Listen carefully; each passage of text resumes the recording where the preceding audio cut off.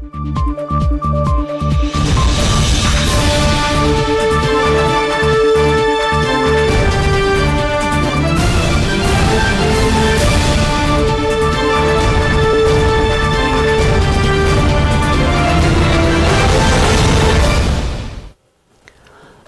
الأكارم، طبتم وطابت أوقاتكم أينما كنتم بكل خير. من تلفزيون دولة إريتريا نحييكم ونقدم لحضراتكم نشرة أخبار هذا المساء.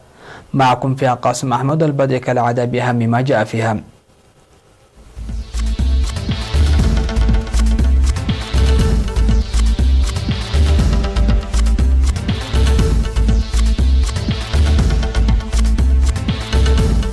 تعزيز برامج التنمية في عاد القاش وشنبيقو ملقي.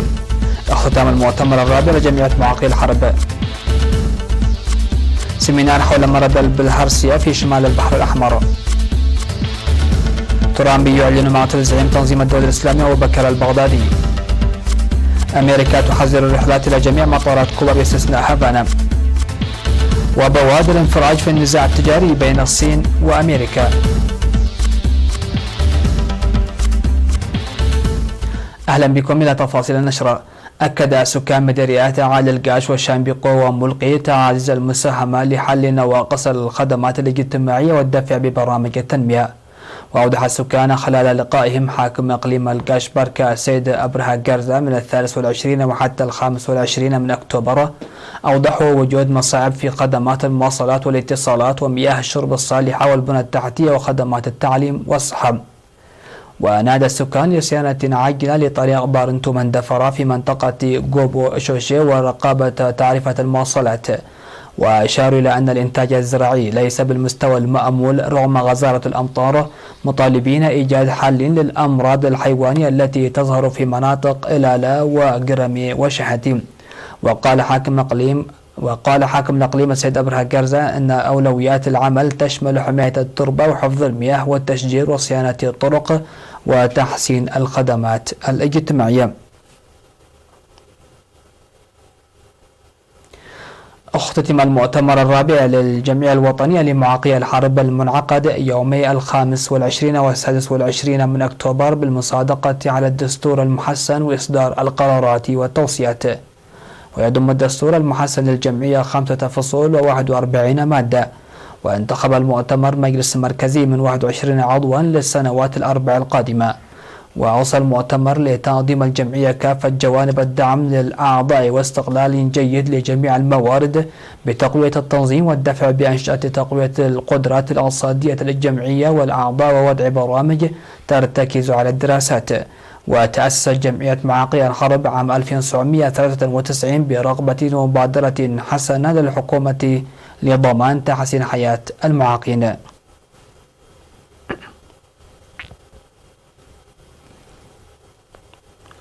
تلقى المهنيون الصحيون والمعلمون الناشطون في مديريات مصوع وقندع وشعب وفرة بإقليم شمال البحر الأحمر في السمينار الذي نظم بخصوص مرض البلهارسيا معلومات قيمة تمثلت في توخي الحذر وأضرار المرض وسبل الوقاية من البلهارسيا. وتركز السمينار على رفع معرفتهم حول سلوك المرض وطرق علاجه، وهدف لتنظيم حملات توعوية مكثفة للمواطنين والطلاب لاتخاذ خطوات جيدة من أجل الوقاية المسبقة. وأشار السمينار إلى أن البلهارسيا مرض وبائي وخطير يصيب ما بين سن 5 وحتى 40 عاما، ولكن يجب علينا الوقاية منه عبر تناول الأدوية وتأمين النظافة البيئية. وقال مسؤول وحدة مكافحة ومراقبة الأمراض الوبائية في مكتب وزارة الصحة بإقليم شمال البحر الأحمر السيد ولدي سوس بلاي إن وزارة الصحة وبالتعاون مع شركائها تتخذ خطوات جيدة للوقاية من الأمراض الوبائية والمعدية. ورغم أن البلهارسيا يظهر بأعداد قليلة إلا أن العمل بمنح اهتمام أكبر للقضاء عليه مهمة كبيرة. من جهته قال مسؤول مكتب التعليم في الإقليم السيد رشيد محمد أن الفحوصات الطبية التي تنظم للطلاب بالتعاون بين مكتبي الصحة والتعليم في الإقليم يلعب دورا كبيرا للتعرف على أوضاعهم الصحية والحصول على الإسعافات الأولية السريعة للطلاب، مؤكدين جاهزيتهم لإنجاح الحملات التوعية المنتظمة للوقاية على البلهارسيا. نظم مكتب وزارة الزراعة في مديرية حلحل دورة تدريبية للمزارعين في المديرية لمساعدتهم في أنشطتهم الزراعية، وتضمنت الدورة التدريبية حماية التربة وحفظ المياه ومكافحة الآفات والأمراض الزراعية. وذكر خبير زراعة الخضر والفاكهة في مكتب وزارة الزراعة بإقليم عنسبة سيد كسة جيتوم وجود مساحة 140 هكتار بالخضروات و40 هكتار بالفواكه، بينما 120 مزارعا ينميها 120 مزارعا. وأشار إلى تقديم وزارة الزراعة النصح والإرشاد وستقدم البذور المحسنة مستقبلا. وشيدت في مديرية حلحل 3 سدود كبيرة خزنت المياه الكافية وسدين قيد التنشيد.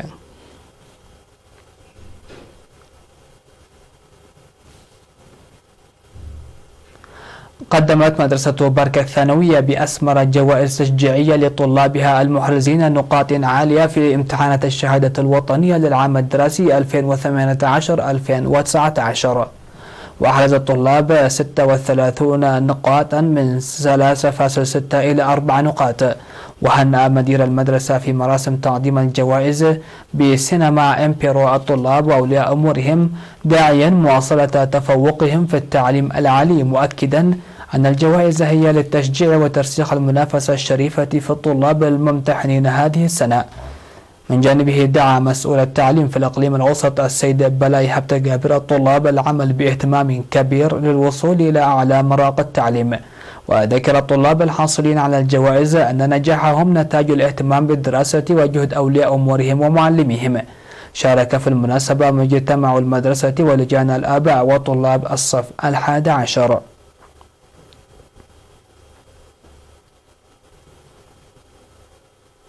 شهدت مدينة كرن حاضرة إقليم عنسبة صباح اليوم 27 من أكتوبر منافسات نصف الماراثون الوطني. وحقق الإقليم الجنوبي في المنافسة التي شارك فيها العداؤون القادمون من مختلف أرجاء البلاد انتصارا باهرا في كلا الجنسين. وفي المنافسة التي جرت بين 13 عداءة من فرق الإقليم الأوسط والجنوبي ودندن وزارة الدفاع، نالت المركز الأول حبر الدبساي من الجنوبي، فيما أحرزت المركز الثاني ناصنة مانيل من دندن، وكان المركز الثالث من نصيب يوديت أبراهام من الجنوبي. وقد حقق المركز الأول من فئة الرجال التي شارك فيها 63 عداء في الإموان عند تاركا المركزين الثاني والثالث لكل من سمسم أماري وعود هابتي من الأقليم الجنوبي. وتسلم الفائزون بالمركز الأول من الفئتين 20,000 ناقة وميدالية ذهبية، والمركز الثاني 15,000 ناقة وميدالية فضية، والمركز الثالث 7,000 ناقة وميدالية برونزية. وعلى مستوى الفرق فاز الإقليم الجنوبي بالكأس في الفئتين. مشاهدينا الأكارم، فاصل قصير من ثم أوافيكم بالأنباء على الصعيد العالمي، فابقوا معنا.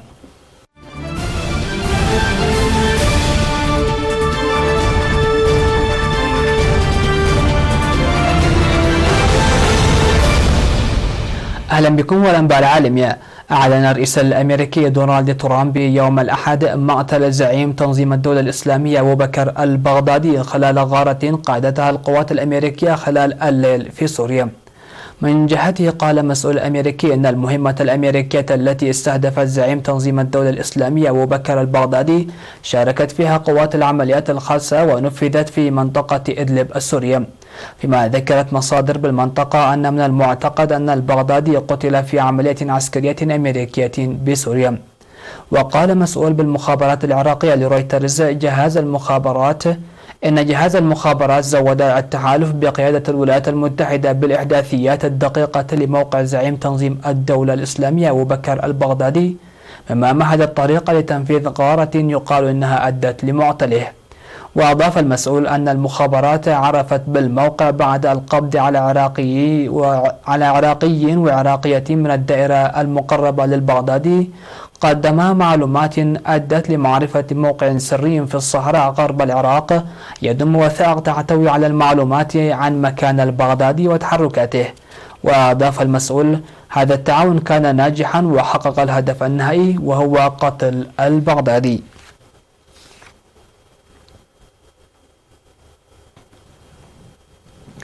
قالت الحكومة الأمريكية أنها ستمنع شركات الخطوط الجوية الأمريكية من تسيير رحلات إلى جميع المطارات في كوبا باستثناء هافانا بدءا من 10 من ديسمبر، وذلك مع تكثيف إدارة الرئيس دونالد ترامب بالضغط على الحكومة الكوبية. وقالت وزارة النقل الأمريكية في إشعار إنها اتخذت هذا الإجراء بناء على طلب من وزير الخارجية مايك بومبيو لدعم سياسة الإدارة بتشديد العواقب الاقتصادية على النظام الكوبي.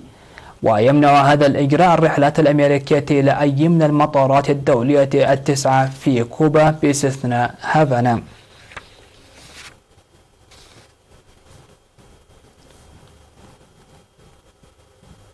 أعلن مكتب ممثل التجارة الأمريكي روبرت لايتهايزر أن واشنطن وبكين تحرزان تقدما في مسائل رئيسية في نزاعهما التجاري، مشيرا إلى أن المباحثات ستتواصل بين ممثلي أكبر اقتصاديين في العالم.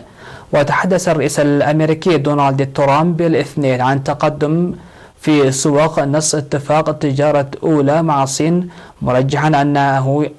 مرجحا أن يتمكن من توقيعه الشهر المقبل، لكن التفاصيل كانت ولا تزال نادرة فيما لم يعلن الطرفان عن سحب الرسوم التجارية المفروضة على بضائع بمئات المليارات من الدولارات. وتحدث ممثل التجارة الأمريكي لايتهايزر ووزير الخزانة ستيفن مونشين هاتفيا مع نائب رئيس الوزراء الصيني ليو هي بشأن المرحلة الأولى للاتفاق التجاري الأمريكي الصيني، وذلك حسب ما أعلن مكتب الممثل التجاري. وكان الرئيس الأمريكي قد قال إن الصين ملزمة بزيادة مشترياتها من المنتجات الزراعية الأمريكية، وأن الاتفاق يطغي أيضا الملكية الفكرية والخدمات المالية وصرف العملات. وتوقع ترامب توقيع الاتفاق مع الرئيس الصيني قبل قمة التعاون الاقتصادي لآسيا والمحيط الهادي في تشيلي الشهر المقبل. قالت هيئة الإذاعة والتلفزيون اليابانية إن عدد القتلى جراء الأمطار الغزيرة التي سببت فيضانات وانهيارات أرضية في شرق اليابان ارتفع إلى 10، بينما لا يزال 3 في أعداد المفقودين. وتحت الانهيارات الأرضية المناطق التي غمرتها المياه في مقاطعتي تشييا وفوكوشيما بشرق وشمال شرق البلاد يوم الجمعة.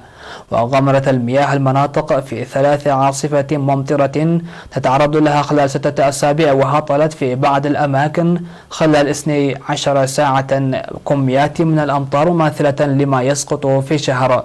وصدرت أوامر إجلاء ونصائح للسكان بامتداد قسم كبير من الممر الشمالي الذي تعرض بالفعل لضربات إعصارين منذ الشهر الماضي.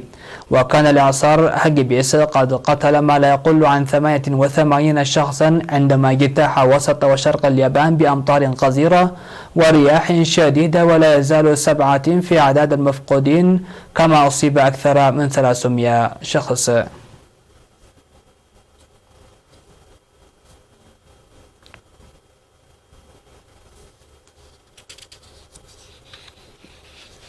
دخل فريق هندي مكون من خبراء في ألعاب الفنون القتالية موسوعة جينيس للأرقام القياسية بعد استلقائهم على سرير متعدد الطوابق المكونة من المسامير. واستلقى 9 أشخاص فوق بعضهم البعض، فصلتهم طبقات أسرة مكونة من مسامير يتراوح طولها من 4 إلى 6 بوصات. وحطم الفريق الرقم القياسي السابق المسجل باسمهم أيضا العام الماضي، حين استلقى 8 أشخاص فوق بعض بنفس الطريقة. وبالإضافة لمشاركته في أسفل السرير العمودي، حطم قائد الفريق فيسيبي هرادي الرقم القياسي العالمي في ثني الأعمدة الحديدية برقبته، حيث تمكن من ثني 21 عمودا بزاوية 90 درجة في دقيقة واحدة.